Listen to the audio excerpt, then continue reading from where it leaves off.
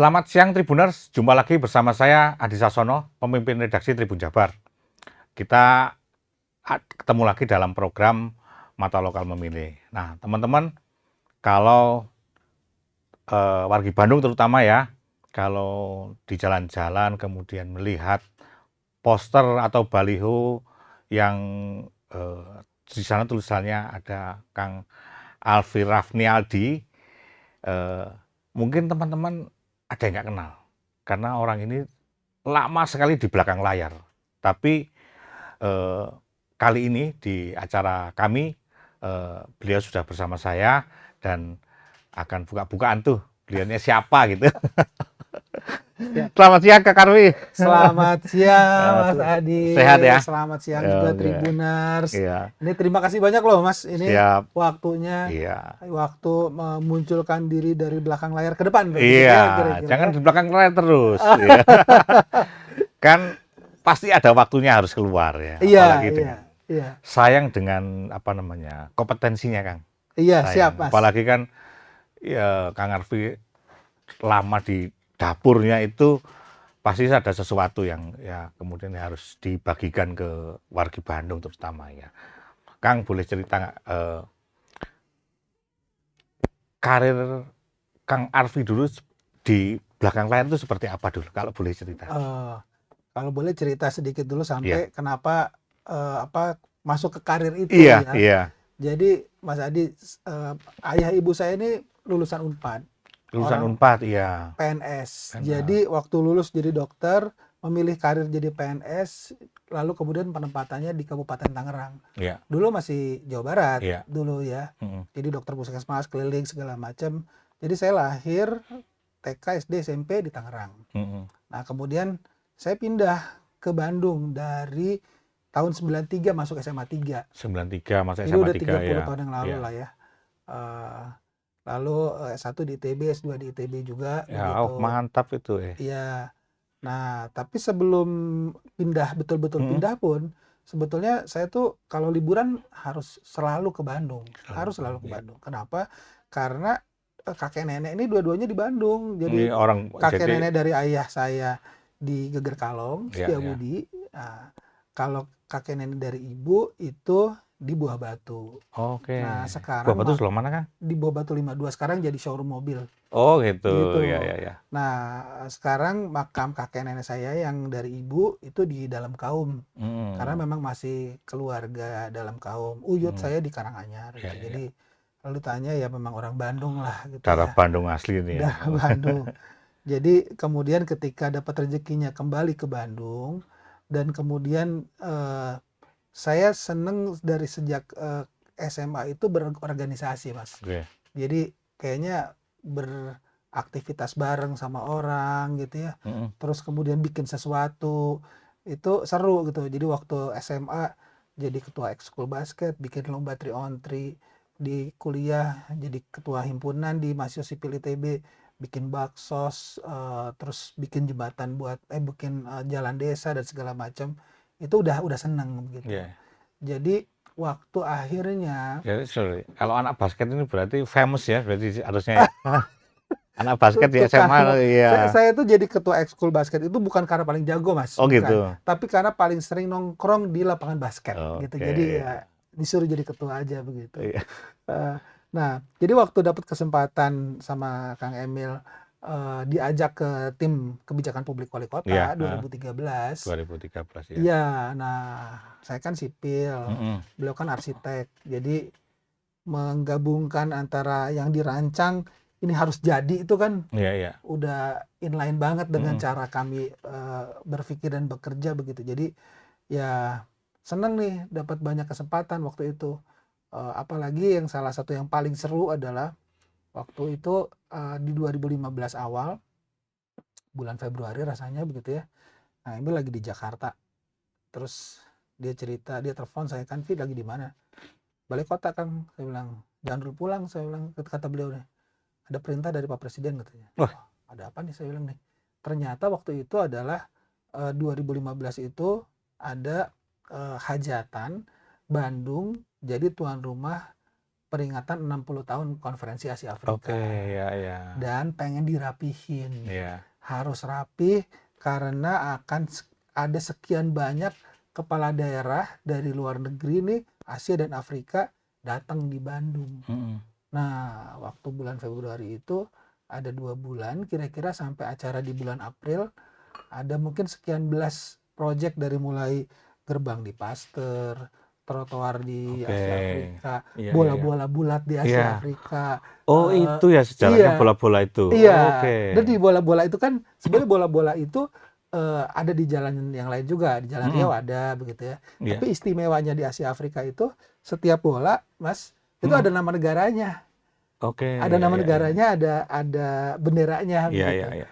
Jadi ternyata percepatan pembangunan itu bisa kok terjadi ketika situasinya memungkinkan, dan birokrasi yang dianggap nggak bisa kerja lambat, bisa kok, keren kok gitu.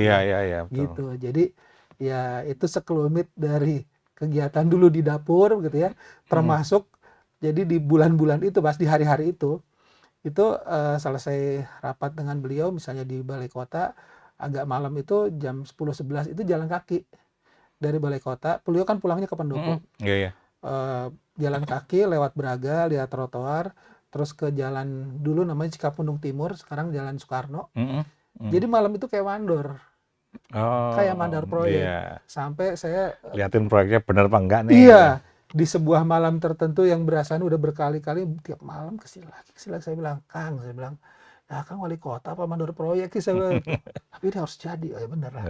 Kadang-kadang ya pelajarannya buat saya, ternyata memang jadi pemimpin kota itu kadang-kadang harus turun ke teknis, detail begitu ya, supaya memastikan deliverables-nya buat masyarakat itu terasa. Gitu. Kang, kemudian kan kita tahu lah Kang Arfi akan mencoba kemampuannya ini untuk warga Bandung untuk mencalonkan wali kota ya. Nah, itu kenapa Kang? Apakah itu ujuk-ujuk atau gimana, atau dapat penugasan atau seperti apa? Enggak. Jadi kalau bahasa spiritualnya ini panggilan hati, Mas. Panggilan hati.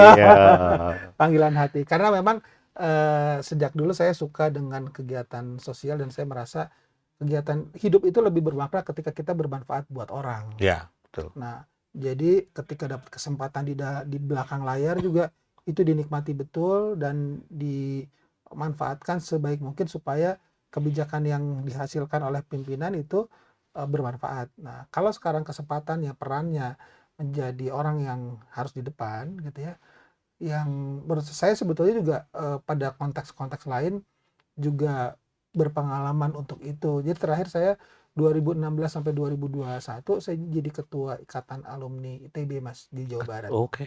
Ya, jadi memang kemarin juga di tim kampanye Prabowo Gibran menjadi ketua harian, yang seringkali karena Kang Emil ketua TKD Jawa Barat TKD, ya. Tapi juga di TKN juga, harus ke IKN juga. Jadi banyak sekali peran-peran yang langsung saya ambil hands on gitu, harus saya yang tampil. Saya pikir ya kesempatannya ya begitu ya, apalagi Bandung tuh menurut saya itu keren banget gitu. Dengan kerennya di mana, Kang? Dengan segala, saya meyakini gini, Mas, Bandung itu yang paling keren adalah orangnya. Jadi kalau lihat kota-kota besar itu biasanya peradaban mulai dari pinggir pantai. Di kota besar di Indonesia, Jakarta, Surabaya, Medan, Semarang, Makassar, Palembang, semua pinggir pantai, begitu ya. Bandung nih enggak, landlocked sebetulnya, begitu ya. Sehingga kenapa sih pinggir pantai? Karena biasanya sumber daya alam ada di sana. Nah, Bandung itu kekuatannya di sumber daya manusianya. Dan itu ternyata terbukti sejak puluhan tahun Bandung itu selalu jadi epicentrumnya kreativitas di Indonesia. Band duluan ada di Bandung, manca radio zaman dulu adanya di Bandung duluan begitu ya. Fashion juga begitu. Bahkan sekarang kuliner apa yang ada di Bandung jadi viral. Orang Jakarta pengen datang, orang luar kota pengen datang gitu ya, pengen nyobain. Nah, jadi ini juga menurut saya bisa diimplementasikan dalam sektor pelayanan publik. Jadi kalau orang-orang Bandung, pemerintah kota Bandung ini kemudian dengan kreativitasnya menghadirkan sebuah inovasi dalam melayani masyarakat, maka kita ini selain bisa menyelesaikan masalah di kotanya, kita ini bisa punya dampak ke kota-kota lain. Jadi menurut saya kebermanfaatan itu yang jadi kunci bahwa ya ini kesempatan yang harus diambil. Ya, Kang, tadi betul menarik bahwa Bandung menjadi epicenter ya karena orang Jakarta ya kita tahu lah kalau malam minggu ya atau long weekend gitu pasti plat B semua itu. Buah Batu macet lah menuju ya gitu. Nah, satu sisi memang bagus Kang, ya bagus. Ekonomi bergerak. Betul. Nah, macet itu menurut saya sebagai indikasi bahwa ini ekonominya sedang tinggi-tinggi. Sedang bagus ya. Sedang bagus. Ya. Kalau jalan kosong itu berarti nggak ada aktivitas ekonomi itu. Sebagaimana waktu COVID. Iya, kalau waktu COVID. Nah, tapi kan itu juga pasti ada dampak negatifnya. Ekses negatif. Betul. Misalnya kemacetan itu pertama membuat warga Bandung sendiri nggak nyaman. Betul. Pasti di 2-3 hari itu sampah numpuk banget. Betul. Nah itu kan sudah menjadi keresahan warga ya. Iya. Nah, Kang Arfi melihatnya ini seperti apa? Nah, jadi ini cocok banget Mas Adi kalau keliling. Jadi dalam beberapa bulan ini jadinya kan silaturahmi nih. Saya banyak ketemu masyarakat dari berbagai kalangan, bapak-bapak, ibu-ibu, anak muda, tokoh masyarakat dan segala macam gitu ya. Termasuk para akademisi. Jadi yang tadi disebut soal sampah dan kemacetan itu ternyata jadi kegelisahan kita. Mungkin Tribuners juga merasa betul itu gitu ya. Iya. Merasa betul. Nah, jadi kalau dalam bayangan saya tantangan pemerintah kota ke depan memang akan ada urusan-urusan yang masuk ke dalam kategori urgent and important. Iya. Jadi dia memang sudah penting dan memang mendesak juga, dan itu adalah salah satunya adalah sampah. Karena sampah ini kan setiap hari kita produksi, apalagi di weekend gitu, apalagi di weekend. Jadi salah satu yang harus mendapatkan perhatian ekstra dari pemerintah adalah sampah. Yang kedua tentu kemacetan. Dari kemacetan ini kan banyak resources yang terbuang begitu ya. Belum lagi dengan dampak polusi dari macet itu sendiri gitu. Jadi teman-teman yang pakai kendaraan roda 2 kan mungkin nanti lebih banyak menghirup polusinya dengan kemacetan itu begitu. Sekarang udah nggak pakai masker lagi. Udah nggak pakai masker lagi. Padahal sebetulnya COVID-nya mungkin enggak ya Mas tapi polusinya polusi kan mestinya masih pakai masker tuh harusnya. Jadi kalau dari sisi katakanlah kita sebut masalah atau tantangan, dua itu yang menurut saya jadi penting. Nah, sisi yang lain sebetulnya kita ini kan perlu punya arah ya Mas.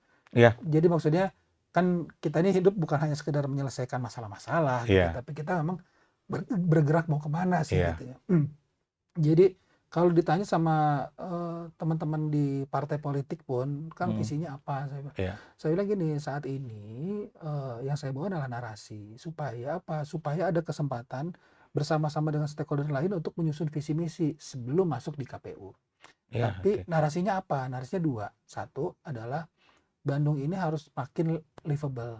Iya, harus makin livable. Jadi livability city itu ada indeksnya kok gitu. Jadi kita bisa punya ukuran yang bisa sangat sistematis untuk kita tingkatkan. Apa sih yang perlu kita tingkatkan? Urusan infrastruktur misalnya begitu ya, perumahan, transportasi. Jadi intinya adalah livability ini fungsionalitas kota. Jadi harus makin fungsional ke depan. Yang kedua, Bandung ini harus makin lovable. Jadi kalau satu ini fungsinya, yang kedua rasanya. Jadi orang tuh kangen gitu. Enggak tadi kayak misalnya weekend atau long weekend orang luar kota seneng sih ke Bandung. Tapi orang Bandungnya mungkin ya, Tribuners ada yang orang Bandung juga, banyak orang Bandung pasti malas keluar gitu. Nah kan kita ingin weekend itu dinikmati oleh para pendatang dan juga kita warga Bandung. Oke Kang, siap. Kita kan tadi di luar tadi kita ngobrol-ngobrol soal sampah ya. Soal sampah ini kan menarik nih. Ya. Kalau Bandung itu katanya sehari itu produksi 1.500 ton. Iya, betul. Nah itu sebenarnya angka itu angka yang pasti atau seperti apa? Kan ada juga kan yang ada beberapa wilayah yang sudah bisa menyelesaikan sampah di wilayah masing-masing. Iya. Kalau Kang Arfi gimana memandang ini? Sementara ini anggaplah kita ambil pakai angka itu gitu Iya, ya. oke. Bahwa memang harusnya ada cara yang lebih bisa dipertanggungjawabkan untuk mengukur berapa sih timbulan sampah. Jadi biasanya angka itu bisa dilihat dari jumlah penduduknya berapa, rata-rata produksi sampah berapa. Sesederhana itu, tapi nggak selalu saklek begitu. Iya. Ada juga begini Mas Adi, jadi selain sampah yang ditimbulkan, katanya nih sampah yang terangkut nih setiap harinya cuma 1.100 sampai 1.200 ton sampah sehari. Berarti masih ada 300 atau 400 lagi ya? Iya, yang 300, 400 ton sampah sehari yang jadi misteri ini kemana gitu ya. Kalau prasangka baiknya berarti kita anggaplah 300-400 ton sampah itu sehari itu bisa selesai di masyarakat. Selesai dengan bioporinya, dengan biodigester-nya, kompostingnya, bank sampahnya, magotnya, segala macam gitu ya, dengan segala macam. Tapi jangan-jangan ada sekian persen dari sampah yang tidak terangkut itu malah masuk ke sungai, malah mengotori lingkungan. Artinya itu menurunkan kualitas lingkungan hidup kita. Begitu. Nah, urusan sampah ini termasuk yang penting dan urgent karena setiap hari ada sampah baru karena kita hidup begitu ya. Dari kopi yang kita minum ini aja nih ada sampahnya gitu ya. Ada ampasnya, ada mungkin ada sasetnya, ada apanya begitu. Nah, jadi memang harus jadi perhatian. Nah, kalau dilihat dari cara pemerintah menyelesaikan, ini ternyata nggak bisa selesai sama pemerintah kota. Ada pendekatan regional yang sekarang ini ada di Sarimukti. Itu kan melayani sampah Kota Bandung, Cimahi, Bandung Barat begitu ya, ke sebelah sana. Itu sebetulnya open dumping aja Mas. Itu yang sebenarnya kita nih jadinya zolim dengan lingkungan hidup kita. Betul, begitu ya. Nah, dan nggak bisa diterusin lama-lama itu ya. Nggak bisa diterusin. Nah, ini oleh pemerintah provinsi dibuatkan fasilitas baru di sebelah timur Bandung dengan Legok Nangka. Itu waste to energy. Jadi sampah dibuang sana, dibakar jadi energi. Listriknya kemudian dijual ke PLN. Nah, tapi ternyata memang tantangannya juga ada karena butuh teknologi, butuh biaya sehingga tipping fee-nya jadi lebih mahal. Untungnya untuk pemerintah kota tipping fee itu akan disubsidi oleh pemerintah provinsi. Jadi 51-49, 51% dibayar oleh provinsi. 51% oleh pemerintah kota, 49% dari provinsi. Tapi tetap cukup besar, lebih besar karena kalau nggak salah tipping fee-nya 380 ribuan. Sekarang cuma 50 ribu per ton. Per ton ya. Jadi kalau Sarimukti 50 ribu per ton, di sana pakai yang lebih canggih 380-an. Jadi kalau setengahnya pun masih 150 ribu. Iya, masih gede juga itu ya. Tantangan berikutnya adalah gimana caranya mereduksi biaya angkut. Karena ternyata salah satu komponen yang mahal itu ngangkut sampah. Jadi kebayang kalau misalnya di Sarimukti seluruh penjuru kota Bandung sampahnya diangkut ke satu titik di barat. Nanti dengan Legok Nangka semuanya diangkut ke timur gitu. Tetap aja. Nah, artinya harus ada strategi yang masif untuk mereduksi sampah sedekat mungkin dengan sumbernya. Jadi TPS terpadu di tingkat kecamatan atau bahkan di tingkat kelurahan begitu ya, itu akan sangat membantu mengurangi biaya angkut sampah. Karena kalau enggak, ya semuanya diangkut semua, biayanya mahal. Kendaraannya, solarnya, tolnya begitu ya, mahal. Jadi sebisa mungkin memang selesai di wilayah warga. Nah, jadi kalau kita lihat sebetulnya ada dalam lingkup RW, beberapa RW termasuk misalnya di Kebon Pisang, RW 7, terus ada juga di Cijerah. Ada lingkup RW yang sebetulnya mereka bisa signifikan mereduksi sampahnya. Dan menjadi RW percontohan, bahkan kalau dari luar kota pun datang ke situ. Gitu ya. Nah, tapi kan nggak cukup. Kita ini ada 1.600 RW-nya begitu. Berarti harus diperluas, minimal ada kelurahan yang jadi percontohan atau bisa jadi kecamatan yang menyelesaikan sampahnya sendiri begitu. Tapi ya Kak, kalau ada satu RW sudah bisa, sebenarnya kendala apa di RW lain nggak bisa gitu? Willingness. Jadi kesediaan orang untuk karena ini kan sampah ini tadi tiap hari ada ya.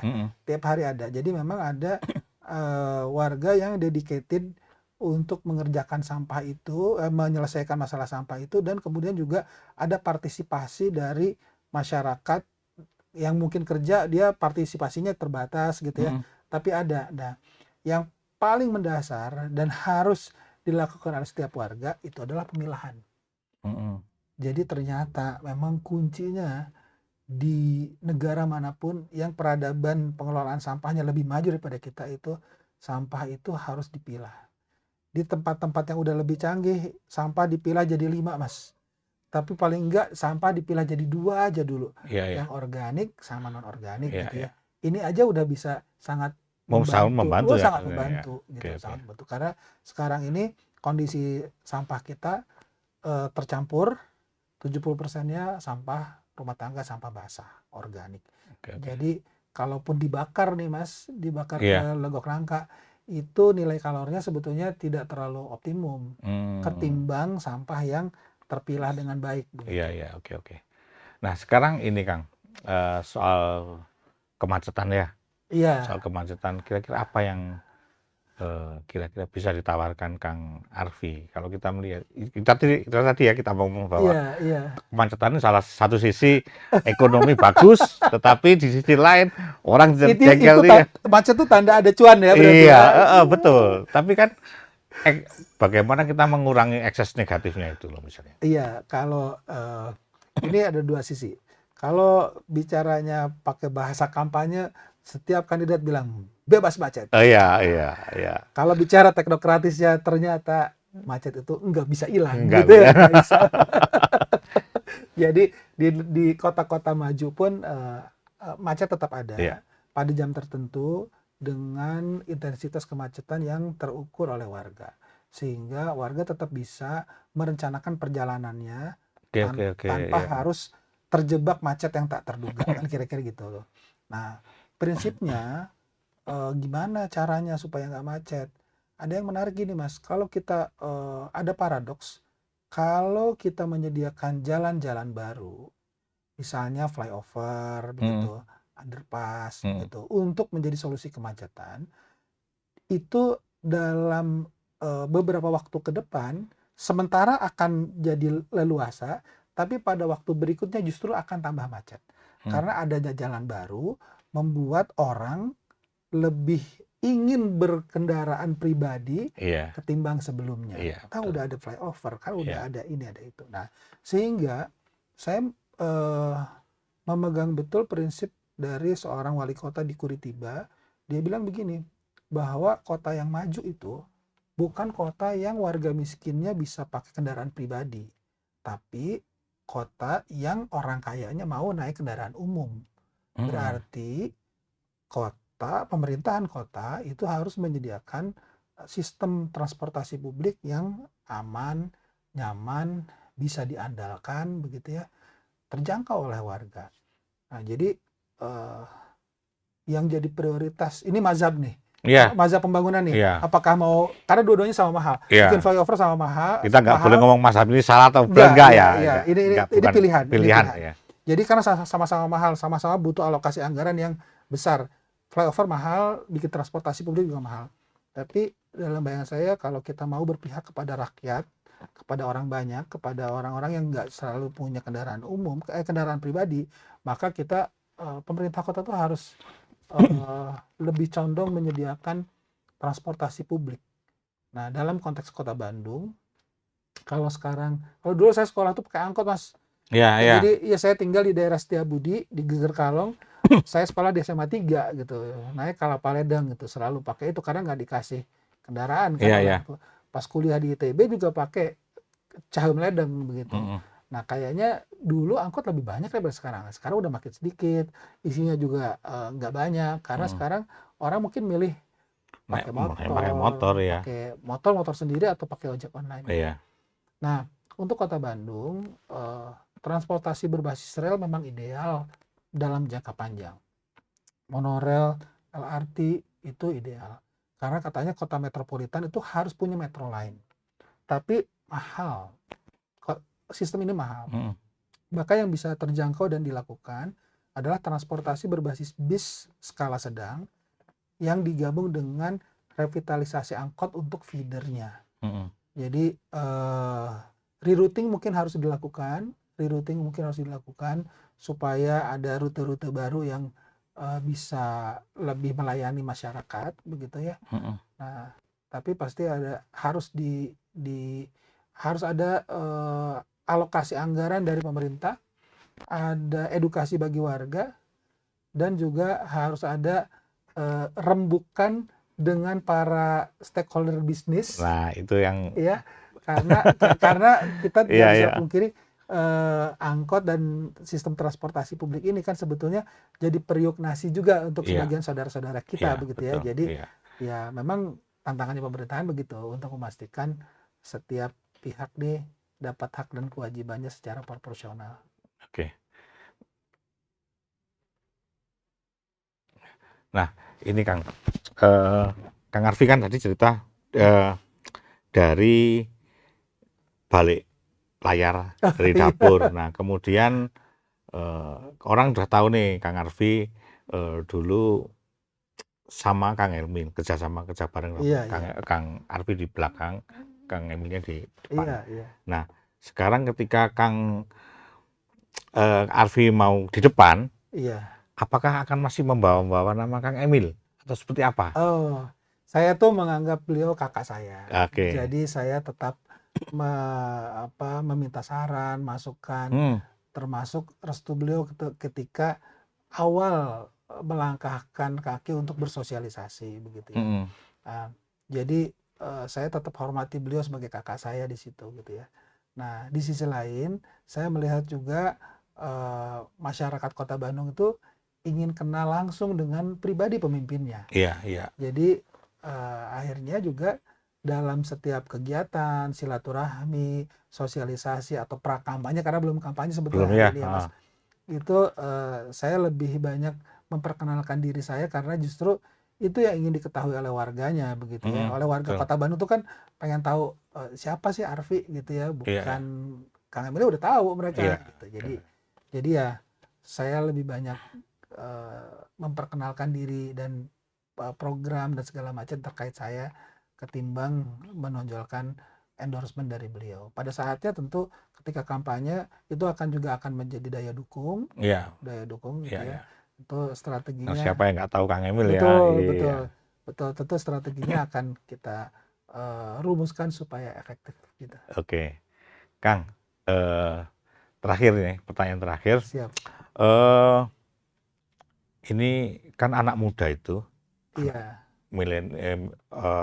pemilih muda itu akan menempati 60% porsi pemilih ya. Enggak naik turun lah segitu. Tapi porsinya sangat besar, betul. Signifikan. Mungkin sampai 60% lah kira-kira ya. Nah, bagaimana Kang Arfi nanti menjembatani gap. Nah, kita ini di usia-usia yang ini kan ya, tahu ya. Ini kita 20 plus kok. Ya kan Mas Adi? Usia berapa gitu. Kadang-kadang saya sendiri kan agak susah ya menjembatani aspirasi saya dengan teman-teman karyawan di sini yang jauh lebih muda. Kan saya harus klop kan, karena ini program kerja, harus klop. Nah, bagaimana nanti Kang Arfi menjembatani ini? Bagaimana Kang Arfi bisa nanti menyerap aspirasi mereka, keresahan-keresahan apa yang yang muncul di mereka, misalnya lapangan kerja, pendidikan atau apa gitu. Bagaimana nanti Kang Arfi menjembatani itu? Pertama saya meyakini bahwa pemimpin itu harus banyak mendengar.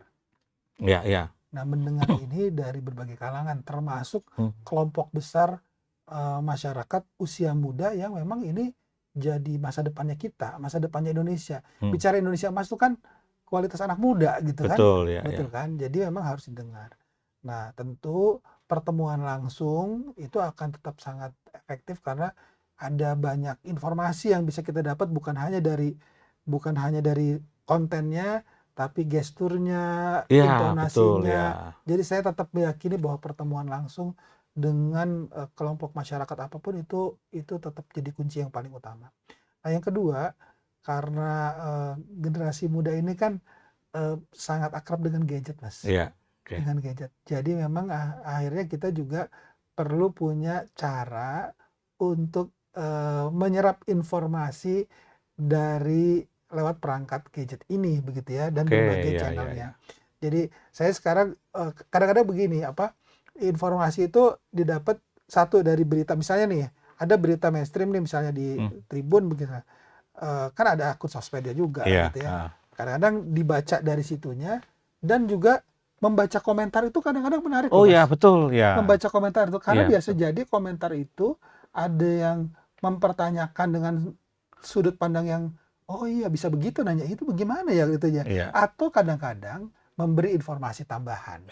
Nah, kadang-kadang kan begitu, gitu, komentar. Nah, memang ini bagi generasi kita yang mungkin baru kenal gadget di usia sudah dewasa, kalau ini kan teman-teman warga usia 20-an ini dari kecilnya udah pegang HP, gitu ya. Betul. Ya, mungkin kita butuh adaptasi, tapi menurut saya ya koneksi kita dengan generasi muda ini jadi penting, karena kita kan sekarang sedang mengalami bonus demografi ini. Artinya kekuatan kita ini ya generasi mudanya. Jadi kalau pemimpin pemerintah kota atau di level manapun abai dengan generasi warga ini, maka ada lost opportunity, Mas. Ini padahal ini ada kesempatan mereka tuh bisa menceritakan gagasannya, aspirasinya, keinginannya, harapannya, yang itu bisa jadi cara berpikirnya beda dengan kita, gitu. Dan menurut saya bisa jadi kita perlu ikut dengan apa yang disampaikan, karena sebetulnya mereka loh yang akan jadi pewaris kepemimpinan ini, pewaris kota ini, pewaris negeri ini, gitu ya. Mereka loh yang akan jadi pemimpin kita di masa depan, gitu. Jadi ya satu, ketemu langsung menurut saya, kedua mau nggak mau pakai gadget, gitu ya, dengan berbagai channelnya. Mungkin dari Facebook kan generasinya lebih senior. Iya, itu kita lah. Kita, gitu ya. Mungkin lebih IG, bahkan TikTok, gitu ya. Jadi kalau tadi kita diskusi, YouTube pun yang banyak dilihat yang shorts kan, gitu. Nah, berarti kan kita butuh kreativitas bagaimana mengemas substansi informasi dalam rentang waktu yang sangat pendek, begitu. Tapi dapat minimal dapat pemancing supaya mereka tertarik, ingin tahu lebih banyak, belajar lebih banyak, menggali lebih banyak, gitu. Kayaknya itu ya, kita mau nggak mau kita yang harus ikut, gitu. Iya, betul. Kita yang harus ikut. Kita ngalah lah itu. Oke, Kang Arfi, yang terakhir mungkin ada pesan buat wargi Bandung. Oh iya, jadi nih Tribuners wargi Bandung, nih alhamdulillah hari ini silaturahmi dengan Mas Adi dan Tribun di sini. Hal yang menarik tentang pemilihan kepala daerah, pemilihan wali kota di Bandung adalah jadi kesempatan kita untuk menentukan siapa yang kita percayai memimpin kota ke depan. Ada banyak calon, artinya banyak pilihan, banyak alternatif, maka kenali para calon yang ada, masing-masing pasti punya kelebihan dan kekurangan. Nggak ada yang hebat banget, nggak ada yang kurang banget, gitu ya. Dan kita bicara kecocokan dalam konteks hari ini. Jadi manfaatkanlah berbagai channel informasi untuk mengenal para calon pemimpin, dan pastikan nanti pada ajang pemilihan wali kota kita menentukan pilihan kita dengan sadar betul bahwa ini yang kita yakini bisa menghadirkan kebaikan untuk kota kita. Oke, terima kasih. Terima kasih Kang Arfi. Tribuners, bincang-bincang saya dengan Kang Arfi, calon wali kota Bandung, ya. Beliau memperkenalkan diri, tolong disambut dengan baik, dan kalau ketemu di jalan tolong disapa. Wajahnya sekali disini ya. Sama, Mas. Iya. Jadi ada yang bilang katanya antara di billboard begitu sama ketemu ternyata sama. Oh iya, nggak pakai filter. Iya, itu kurang pakai filter ya kayaknya. Nggak pakai filter, teman-teman. Jadi ya, nanti kalau ketemu di jalan tolong disapa. Beliau nanti pasti akan jalan-jalan tuh. Jangan sampai beliau nggak jalan-jalan ya. Kalau nggak jalan-jalan, jadi nggak ketemu kalian. Harus jalan-jalan dan tolong disapa di jalan ya. Gitu Tribuners, kita akan ketemu lagi dalam program Mata Lokal Memilih dari Tribun Network, kita akan berjumpa juga dengan tokoh-tokoh yang tidak kalah inspiratif. Terima kasih, sampai ketemu. Hatur nuhun. Makasih banyak. Download Tribun X sekarang.